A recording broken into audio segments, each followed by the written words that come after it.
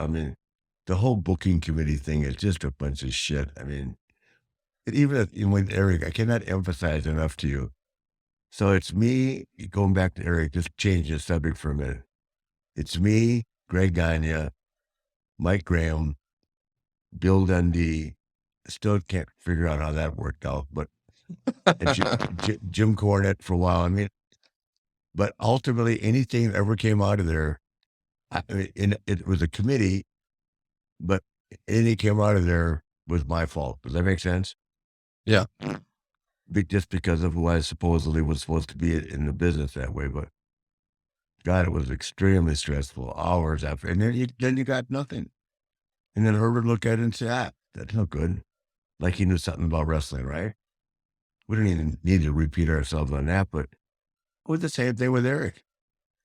You know, we worked on it, and then all of a sudden would just be, sometimes we would just say something and come up with some ideas just out of frustration. I mean, Right. you know, the biggest problem that I had with Eric was that all the talent, like with Eddie Guerrero and all those guys, right? And this is very similar with her.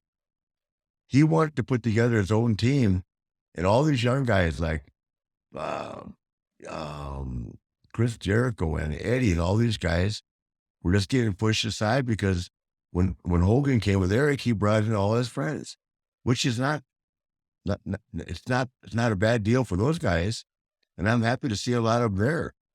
But it came at the expense of other guys who'd already been there, younger guys just being pushed completely off to the side.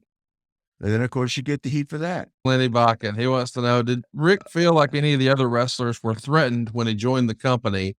That's a fair question because we hear a lot of times guys fret about, I don't want to lose my spot. Did you experience any of that with this new locker room? No, I did. I don't know. I didn't think about that back then. If I did, I wouldn't have worried it.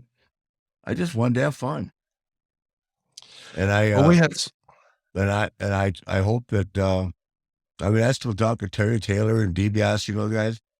We had more fun than anybody should be allowed to have. It was just like with being Tully and Aaron, the Horsemen. I mean, we worked hard and we had fun. We laughed.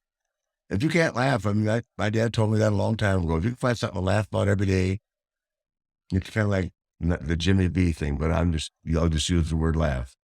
Find something to laugh about every day, that chances are you're going to live a lot longer.